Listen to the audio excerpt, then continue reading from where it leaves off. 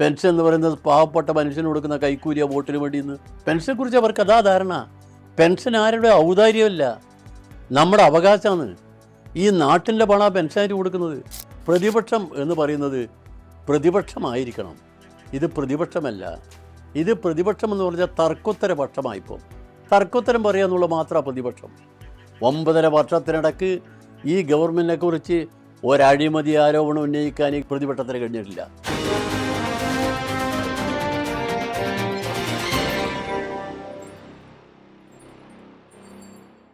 ഇന്ന് നമ്മുടെ നാട് പഴയ കേരളമാണോ ഇത്?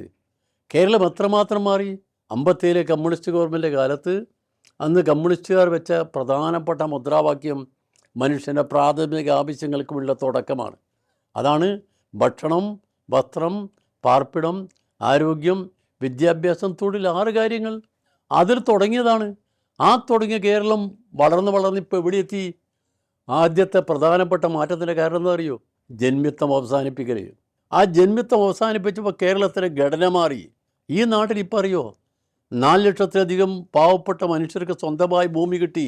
അത്രയും ഭൂമി കിട്ടിയെന്ന് പറഞ്ഞാൽ അവരെല്ലാം ഭൂമിയുടെ ഉടമകളായി. നമ്മൾ നേരത്തെ എന്താ പറഞ്ഞ്, കൂട്ടിക്കിടപ്പുകാർ. അവരെയോ എപ്പോഴും തള്ളിയിടും. എവിടേക്ക്? അവരുദ്ദേശിച്ച സ്ഥലത്തേക്ക്. ആര് ചെയ്യുന്നു? ജമ്മിമാർ. ജമ്മിമാർക്ക് അത്ര അധികാരമുണ്ടായിരുന്നു.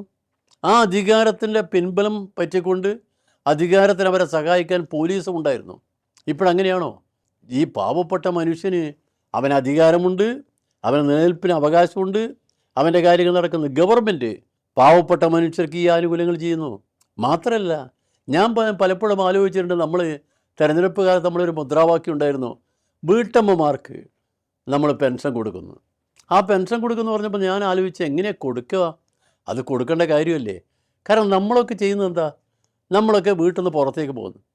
പുറത്തേക്ക് പോകുമ്പോൾ നമ്മളെ വീട്ടമ്മ എന്ന് പറയുന്നത് നമ്മളെ ഭാര്യ സർക്കാർ ജോലിയോ മറ്റ് ജോലിയോ ഇല്ലാതെ സ്ത്രീയാണെങ്കിൽ വീട്ടിലല്ലേ ഇരിക്കുന്നത്.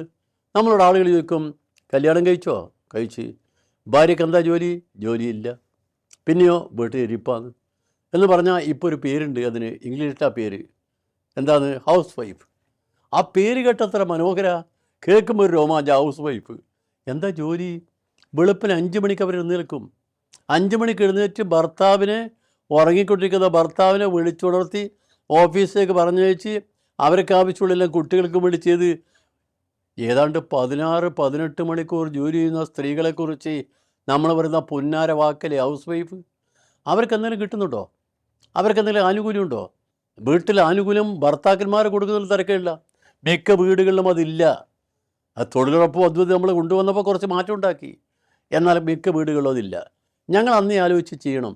32 ലക്ഷം കുടുംബങ്ങൾ ഈ കേരളത്തിൽ 1000 രൂപ വീതം വാങ്ങാൻ വേണ്ടി പോകുന്ന ഒരു മാസത്തിൽ. 1000 രൂപയെ വാങ്ങാൻ വേണ്ടി പോകും. ചെറിയ കേസല്ല. 10 രൂപയായിക്കോട്ടെ. അവർക്ക് കൊച്ചു കുട്ടികൾ വന്ന്, അമ്മേ എനിക്കൊന്ന് മിഠായി വേണമെന്ന് പറഞ്ഞാൽ കാശെടുത്ത് കൊടുക്കാൻ കയ്യിൽ വരുമല്ലോ, ആരോടും കൈ നീട്ടി ഇറക്കണ്ടല്ലോ. അപ്പോൾ നമ്മുടെ നാട്ടിലെ ഈ സ്ത്രീകൾ കൊടുത്ത മാത്രമല്ല, ഇവിടെ പെൻഷൻ എന്ന് പറയുന്ന ഏർപ്പാട് 80-ലാണ് നമ്മൾ കൊണ്ടുവന്നത്. ഇടതുപക്ഷ ജനാധിപത്യ മുന്നണി കൊണ്ടുവന്ന ഈ പെൻഷൻ സംവിധാനം 80-ൽ, അന്ന് നായനാരായിരുന്നു മുഖ്യമന്ത്രി. ആ തെരഞ്ഞെടുപ്പിൽ നമ്മൾ പറഞ്ഞത് പെൻഷൻ എന്നൊരു മുദ്രാവാക്യം ഉയർത്തി. അന്ന് കൊടുത്തതോ തുച്ഛമായ കാശ് 45 രൂപ. ആ 45 രൂപ നമ്മൾ കൊടുത്ത് അതെല്ലാം കൂടി 50 ആക്കി. UDF വന്നതിന് ശേഷം അവർക്കതിന് നോട്ടമേ ഇല്ല. ഇപ്പം അതിന് UDFകാർ പറയുന്നത് കേൾക്കുന്നില്ലേ, പെൻഷൻ എന്ന് പറയുന്നത് പാവപ്പെട്ട മനുഷ്യന് കൊടുക്കുന്ന കൈക്കൂലിയ വോട്ടിന് വേണ്ടിയെന്ന്. പെൻഷനെക്കുറിച്ച് അവർക്ക് അതാ ധാരണ. പെൻഷൻ ആരുടെ ഔദാര്യമല്ല, നമ്മുടെ അവകാശമാണ്. ഈ നാട്ടിൻ്റെ പണം പെൻഷനായിട്ട് കൊടുക്കുന്നത്. പെൻഷൻ നമ്മൾ ആരെങ്കിലും കയ്യിൽ നിന്ന് എടുത്ത് കൊടുക്കുന്ന കാശല്ല. ആ അർഹതപ്പെട്ട കാശ് കൊടുക്കുന്നതിനെക്കുറിച്ചാണ് കോൺഗ്രസിൻ്റെ വൻ നേതാക്കന്മാർ പറഞ്ഞത് ഇവിടെ കൊടുക്കുന്ന കൈക്കൂലിയാണെന്ന്. ഇത് വോട്ടിന് വേണ്ടി കൊടുക്കുന്ന കൈക്കൂലിയാണ്. അത്രമാത്രമേ അവർക്ക് അതിനെക്കുറിച്ച് ജ്ഞാനമുള്ളൂ എന്ന് ഞാനിപ്പം ധരിക്കുന്നുള്ളൂ. വേറെന്ത് പറയാൻ അതിനെക്കുറിച്ച് അല്പം ജ്ഞാനമുള്ള ആരെങ്കിലും പറയുമോ? പെൻഷൻ എന്ന് പറയുന്ന മനുഷ്യൻ്റെ അവകാശമാണ്. അങ്ങനെ കേരളത്തിൽ പെൻഷൻ ഇപ്പോൾ എത്രയായി? UDFൻ്റെ ഭരണകാലത്ത് അന്ന് കൊടുത്തത് 500 ഉണ്ടായിരുന്ന പെൻഷൻ അവർ 600 കൊടുത്ത്. 600 കൊടുത്ത് കൊടുത്തിട്ടോ 1 മാസം പോലും കൊടുത്തില്ല കേട്ടോ. 500 600 പക്ഷെ 18 മാസം കൊടുത്തില്ല. ഈ പെൻഷൻ കൂടി അവിടെ നിൽക്കുക. ഇടതുപക്ഷ ജനാധിപത്യ മുന്നണി വന്നതിന് ശേഷം ആ പെൻഷൻ മുഴുവൻ കൊടുത്തത് മാത്രമല്ല, അന്നുള്ള 600 നിന്ന് ഇപ്പം 2000 രൂപയായി. ഇനി 2000 വർദ്ധിപ്പിക്കാനും പോവാ. എന്താ ഇതിൻ്റെ കാര്യം? ഇത് കൈക്കൂലിയാണോ? കൈക്കൂലിയാണിത്. നമ്മുടെ നാട്ടിലെ പാവപ്പെട്ടവൻ അർഹതപ്പെട്ട കാശ. അവന് ജീവിക്കണം, അവന് ജീവിക്കാൻ വേണ്ടി സഹായം ചെയ്യണം. കാരണം കേരളത്തിൻ്റെ പൊതു ആശയം എന്താ? മനുഷ്യരെല്ലാവരും മാന്യമായി ജീവിക്കാൻ സംവിധാനം ഉണ്ടാവണം. അതാ കേരളത്തിലെ മുഖ്യമന്ത്രി പറഞ്ഞ് അതിദരിദ്രരില്ലാത്തൊരു നാടാക്കി മാറ്റി. ഇനി ദാരിദ്ര്യമില്ലാത്ത നാടാക്കും. നമ്മളെ വീടിനടുത്തുള്ളൊരു ഒരു വീട്ടിൽ ഭക്ഷണം കഴിക്കാൻ ആളുണ്ട് എന്ന് വന്നാൽ നമ്മുടെ മനസ്സിലുണ്ടാകുന്ന വിഷമം എന്താ? അവർ പട്ടിണി കിടക്കും, നമ്മൾ ഭക്ഷണം കഴിക്കും, നമുക്കിത് വിഷമായിരിക്കും. ഇത് സ്വാഭാവികമായി മനുഷ്യ സഹജമാണ്. അത് ഈ നാട്ടിൽ ഉണ്ടാവാൻ പാടില്ല. അതുകൊണ്ട് നമ്മളെന്ത് ചെയ്ത്? സ്ത്രീകൾക്ക് സഹായം, ഇതുപോലുള്ള പെൻഷൻ മാത്രമല്ല, ഇപ്പോൾ വേറെ ഒന്നുണ്ട്. നമ്മൾ ചിലപ്പം നമ്മളെ കുട്ടികൾ പഠിച്ചതിന് ശേഷം അവർ PG ഒക്കെ കഴിഞ്ഞ് അവരെന്തെങ്കിലും ജോലി ഇങ്ങനെ അന്വേഷിച്ചിരിക്കുന്ന കുട്ടികളുണ്ടല്ലോ, ആ കുട്ടികൾക്ക് ജോലി കിട്ടുന്നവരെ 1000 രൂപ നമ്മൾ സ്റ്റൈഫൻഡ് കൊടുക്കുന്നു. ഇതും പെൻഷൻ, ഇതും പറയുന്നത് ഈ നാട്ടിൽ കൈക്കൂലി കൊടുക്കലാണോ? ആണോ? നമ്മുടെ നാട്ടിൽ പ്രതിപക്ഷം എന്ന് പറയുന്നത് കർമ്മനിരതമായിരിക്കണം. പ്രതിപക്ഷം എന്ന് പറയുന്നത് പ്രതിപക്ഷമായിരിക്കണം. ഇത് പ്രതിപക്ഷമല്ല. ഇത് പ്രതിപക്ഷം എന്ന് പറഞ്ഞാൽ തർക്കോത്തര പക്ഷമായിപ്പോൾ. തർക്കോത്തരം പറയുക എന്നുള്ളത് മാത്രമാണ് പ്രതിപക്ഷം. ഏത് കാര്യത്തിലും ക്രിയാത്മകമായ നിലപാടുണ്ട്. പ്രതിപക്ഷം അങ്ങനെ ആയിരിക്കണമല്ലോ. ഇന്ത്യൻ പാർലമെൻറ്റിൽ നെഹ്റു പ്രധാനമന്ത്രിയായിരിക്കുമ്പോൾ പ്രതിപക്ഷ നേതാവ് AKG എഴുന്നേറ്റ് നിൽക്കുമ്പോൾ അന്ന് കോൺഗ്രസ് MP-മാർ പലരും ഒച്ച വെച്ചപ്പോൾ അന്ന് നെഹ്റു പറഞ്ഞു, എല്ലാവരോടും ഇരിക്ക്, പ്രതിപക്ഷ നേതാവ് സംസാരിക്കുക. അദ്ദേഹം പറയുന്ന പല കാര്യങ്ങളും ജനങ്ങളെ കാര്യങ്ങളാണ്. പാവപ്പെട്ട ജനങ്ങളെ വികാരം അദ്ദേഹം ഇവിടെ ഉന്നയിക്കുന്നത്. അതാണ് കമ്മ്യൂണിസ്റ്റുകാർ. പാവപ്പെട്ടവൻ്റെ വികാരങ്ങൾ ശരിക്കും ഉൾക്കൊണ്ടുകൊണ്ട് അവന് വേണ്ടി പ്രവർത്തിക്കുന്ന ആ പാർട്ടി. ഞാൻ പറഞ്ഞു വരുന്നത്, ഇടതുപക്ഷ ജനാധിപത്യ മുന്നണി നമ്മുടെ മുമ്പിൽ വെച്ചിരിക്കുന്നത് ഇപ്പം നടപ്പിലാക്കാൻ പോകുന്ന കാര്യങ്ങളാണ്. പിന്നെ അവർ പറയുന്നൊരു ന്യായമുണ്ട്. അതാ തർക്കോത്തരത്തിൻ്റെ വേറൊരു പ്രധാനം. എന്താ ന്യായം? എന്താന്ന് പറഞ്ഞാൽ എല്ലാം വാരി കൊടുത്താൽ എവിടുന്നാ കാശ്? ഈ നമ്മുടെ കേരളത്തിൽ കൂടെ കടത്തിൽ മുക്കുകയല്ലേ. ഞാൻ അവരോട് ചോദിക്കുന്നത്, ഇവരാണോ കടം വാങ്ങിയത് തിരിച്ചു കൊടുക്കാൻ പോകുന്നത്? ആണോ? ആരാ തിരിച്ചു കൊടുക്കാൻ പോകുന്നത്? കേരളത്തിന് വേണ്ടി കടം വാങ്ങിയാൽ കേരളത്തിലെ ജനങ്ങൾക്ക് വേണ്ടിയാണ് കടം വാങ്ങുന്നത്. ആ കടം വാങ്ങി തിരിച്ചു കൊടുക്കേണ്ട ജനങ്ങളുടെ ഗവൺമെൻറ്റാണ്. അത് ഗവൺമെൻറ്റിൻ്റെ ബാധ്യതയാണ്. സാധാരണയായി നമ്മൾ പഴയ കാലത്ത് തറവാട്ട് കാരണവരുണ്ടായിരുന്നു. ആ കാരണവർ തറവാട്ടിലെ കാര്യങ്ങൾ നിർവഹിക്കും. എല്ലാം കഴിഞ്ഞ് വെച്ചിട്ട് കടബാധ്യത വന്നാലോ, ആ കടബാധ്യത വന്നാൽ കടം വാങ്ങേണ്ട ആളും ഈ കാരണവറാണ്. ആ കടം വന്നാൽ ആ കാരണവർ പോലെ വേറൊരാൾ വന്നാൽ അത് തുടർച്ചയല്ലേ ഭരണ തുടർച്ചയല്ലേ. ഏത് ഭരണത്തിൻ്റെ കാലം ആ കടം വാങ്ങാതിരിക്കുക? എന്താ കടം വാങ്ങുന്ന പോലും നിരോധിച്ചുകൊണ്ട് ആരുടെ കടം വാങ്ങാൻ പാടില്ല. ബാങ്കുകാരോട് പോലും പറഞ്ഞ് നിരോധനം ഏർപ്പെടുത്തിയിട്ടും കേരളത്തിലെ ഇടതുപക്ഷ ജനാധിപത്യ മുന്നണി ഗവൺമെൻറ് അത് ജനങ്ങളെ ആവശ്യങ്ങൾ നിർവഹിക്കുന്നതിന് ഒരു മുടക്കവും വരുത്തിയില്ല. നമുക്കറിയാലോ, 3 പ്രധാനപ്പെട്ട ദുരന്തമല്ലേ വന്നത്. ഒന്ന് പ്രളയം വന്ന്, ഒന്ന് കോവിഡ് വന്ന്, ഒന്ന് നമ്മുടെ വയനാട് ദുരന്തം. വയനാട് ദുരന്തത്തിൽ നമ്മൾ പ്രതിപക്ഷം പറഞ്ഞെന്താ? എത്ര പുന്നാരമായ വാക്കാ. 100 വീട് നാക്കുകൊണ്ട് പറഞ്ഞാൽ മാത്രം മതിയോ? എന്നിട്ടിപ്പോൾ പറയുന്നത് സ്ഥലം തരും എന്ന് പറഞ്ഞിരുന്നോ? പക്ഷേ എവിടെയാ സ്ഥലമെന്ന് പറഞ്ഞിട്ടില്ലാന്ന്. ഇവിടെ വീട് വെക്കാൻ തീരുമാനിച്ച് നിങ്ങളുടെ സ്ഥലത്തിന് ചോദിക്കേണ്ടത്. സ്ഥലത്തിന് ചോദിക്കാൻ ഉത്തരവാദിത്തം അവർക്കില്ലേ? ഒരു രാഷ്ട്രീയ പാർട്ടി, ഉത്തരവാദിത്തമുള്ള രാഷ്ട്രീയ പാർട്ടി എങ്ങനെയാണ് ചെയ്യുക? അതൊന്നും ചെയ്യാതെ ഇപ്പോൾ പറയാം വീട് വെക്കാൻ വേണ്ടി നമ്മൾ ആലോചിച്ചിട്ടുണ്ട്, അതിന് പണം പിരിച്ചിട്ടുണ്ട്. ആ പണം പിരിച്ചെല്ലാം പല ആളും കൊണ്ടുപോയി. അത് പറഞ്ഞിട്ടില്ല. പണം പിരിച്ച്, പക്ഷേ ഇപ്പം ഭൂമി കാണിച്ചു കൊടുക്കാത്തതുകൊണ്ട് ആ പണം ഇപ്പോൾ എവിടെയാണെന്ന് നമ്മൾ തപ്പിയെടുക്കണം. എത്ര മോശമാണ് പ്രതിപക്ഷം. പ്രതിപക്ഷം എന്ന് പറഞ്ഞാൽ ജനങ്ങളെ ശരിക്കും. മറ്റൊന്ന് കാര്യം, നമ്മളെ ഗ്രാമീണം ആണല്ലോ നമ്മുടെ നാട്ടിലെ പ്രാദേശിക തലങ്ങളെന്ന് പറയുന്ന പഞ്ചായത്ത്, മുനിസിപ്പാലിറ്റി, കോർപ്പറേഷൻ.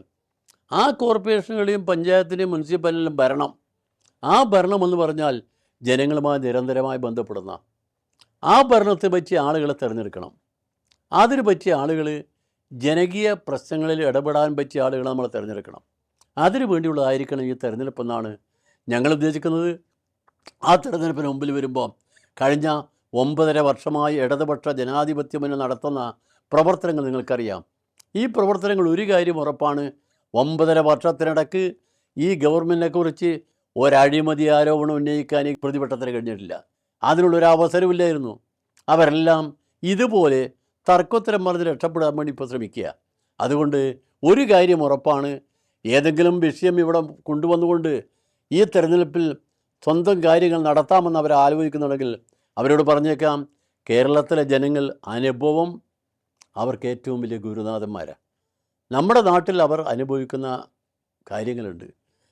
ഞാനിപ്പം കഴിഞ്ഞ ദിവസം ഒരു കോൺഗ്രസിൻ്റെ വലിയ നേതാവ്, അതിപ്പോൾ കോൺഗ്രസ്സിലുണ്ടോ എന്ന് എനിക്കറിയാം, ജനപ്രതിനിധിയാണ് അദ്ദേഹം, ഇപ്പോൾ കോൺഗ്രസ്സോ BJP എന്നുള്ള സംശയമാണ്. അദ്ദേഹം പറയാണ് ഇവിടുത്തെ സ്കൂളുകൾ ചോർന്നൊലിക്കുന്ന സ്കൂളുകളാണ്. ഞാൻ അന്തം വിട്ടുപോയി, ചോർന്നൊലിക്കുന്ന സ്കൂളാണ്. കേരളത്തിലെ സ്കൂളുകളെക്കുറിച്ചാണ് പറയുന്നത്. അദ്ദേഹം സ്കൂളുകൾ കണ്ടോന്ന് എനിക്കറിയില്ല, വല്ല ബന്ധുവെന്നൊന്നും അറിയില്ല. ചോർന്നൊലിക്കുന്ന സ്കൂളുകളാണ്. കേരളത്തിൽ ഏറ്റവും കൂടുതൽ സ്കൂളുകൾ അറ്റകുറ്റപ്പണി നിർത്ത നല്ല സ്കൂളുകളാക്കി മാറ്റി. ആ സ്കൂളുകൾ വളരെ ലോക നിലവാരമുള്ള സ്കൂളുകൾ പോലും കേരളത്തിലുണ്ട്. ആ സ്കൂളുകളെ കുറിച്ചാണ് പറയുന്നത്. അദ്ദേഹം UDF ഭരിക്കുന്ന കാലത്ത് ഈ കേരളത്തിലെ സർക്കാർ സ്കൂളെല്ലാം അടച്ചുപൂട്ടി ആ ഭൂമി വിറ്റ് അതിൽ ലാഭമുണ്ടാക്കാൻ ശ്രമിച്ച ആളുകളാണ് ഇപ്പോൾ പറയുന്നത് ഈ സ്കൂളുകൾ മുഴുവൻ ചോർന്നൊലിക്കുന്നതെന്ന്. അദ്ദേഹത്തിന് എന്ത് പറ്റിയെന്ന് എനിക്കറിയില്ല. അദ്ദേഹം പറയുന്നത് ഇപ്പോൾ ആളുകൾക്ക് കേട്ടാൽ ആളുകൾ അപ്പോഴേ ചിരിക്കും. കാരണം എന്താ പറഞ്ഞാൽ അതൊക്കെ ഉള്ളൂ. എന്നോട് ഒരാൾ ഒരു ഫേസ്ബുക്ക് പോസ്റ്റിൽ കാണിച്ചിരിക്കുന്നത്, അദ്ദേഹം പറഞ്ഞിരിക്കുക അദ്ദേഹം ഈ ലോകത്തല്ല മറ്റേതോ ലോകത്താണ്. അതുപോലെ ഈ UDFൻ്റെ ഗതി. അതുകൊണ്ട് UDF ഈ നിലയിൽ ഇപ്പം മുന്നോട്ട് പോവുകയാണ്. അത് തന്നെയാണ് കേന്ദ്രം ഭരിക്കുന്ന BJP UDFും രണ്ടു കൂട്ടരും ആലോചിക്കുന്നത് എന്താ, ഇത് കഴിഞ്ഞാൽ ഈ ത്രിതല പഞ്ചായത്ത് തിരഞ്ഞെടുപ്പൊക്കെ കഴിഞ്ഞാൽ ഇനി വരുമ്പോൾ വന്ന അസംബ്ലിയല്ലേ, അസംബ്ലിയിൽ കിട്ടിയാൽ ഭരണമായല്ലോ, ഭരണമില്ലാതെ എങ്ങനെ ജീവിക്കാൻ കഴിയും എന്നൊരു ചിന്തയാണ് UDFന്. പ്രത്യേകിച്ച് BJPക്കാണെങ്കിൽ കേരളത്തിൽ അവനൊരു വകുപ്പും ഇതുവരെയില്ല, ഇനി വല്ല ചാൻസും കിട്ടുമെന്ന് അവൻ ആലോചിക്കുക. അതുകൊണ്ട് നമുക്ക് കേരളമായി പോകണം.